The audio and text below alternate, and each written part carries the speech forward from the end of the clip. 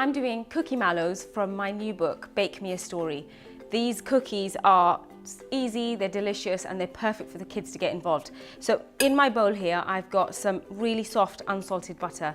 And to this, I'm going to add golden caster sugar and some soft brown sugar. Now at this point, I would preheat the oven to 180, and which is really important when you're doing any baking. You always preheat the oven first. And then you want to whiz this up till the butter and sugar are really light. And this will take about 4 or 5 minutes. Crack 1 egg in first.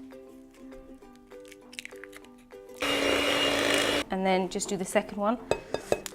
Yay! And no shells. And just whisk that in. A lovely liquid mixture, and that's exactly how it should be. And now to that, I'm going to add 1 teaspoon of vanilla extract. I'm going to get a spatula and just mix that in. And you don't want to whisk anymore, you want to put the whisk away. You don't want to be any more air into this because they're biscuits. You want to keep them lovely and dense. You don't want that air, so you don't want them to puff up too much. Now to that, I'm going to add a pinch of salt, my flour, baking powder, and half a teaspoon of baking soda. And then just mix that in. This is the bit where I usually go and make a cup of tea and leave the kids to it. And then you want to add the best bit.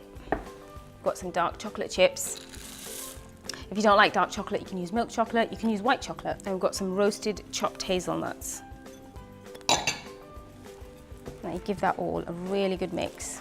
It's got to be a lovely thick consistency.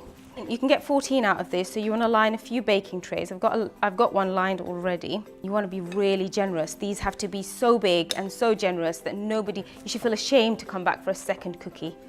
It's just nice and big, which is exactly how a cookie should be served. This is the bit where we usually steal some cookie dough at the same time.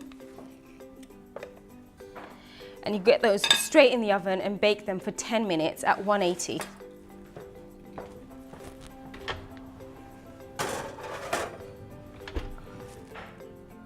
So I've got my cookies cooling on the baking tray, and these are cooled. You can see they're lovely and soft in the center and slightly crisp on the outside, which is exactly what they should be.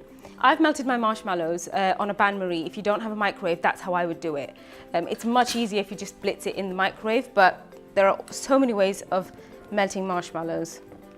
And this is the fun bit, because as it cools, it gets lovely and stringy. So we turn the cookies round and be really generous, really generous. If you don't have the white marshmallows, you can get the pink and white ones, and you get a lovely ripple of pink and white going through them. And then you want to top it and give it a little bit of a squeeze with the other cookie.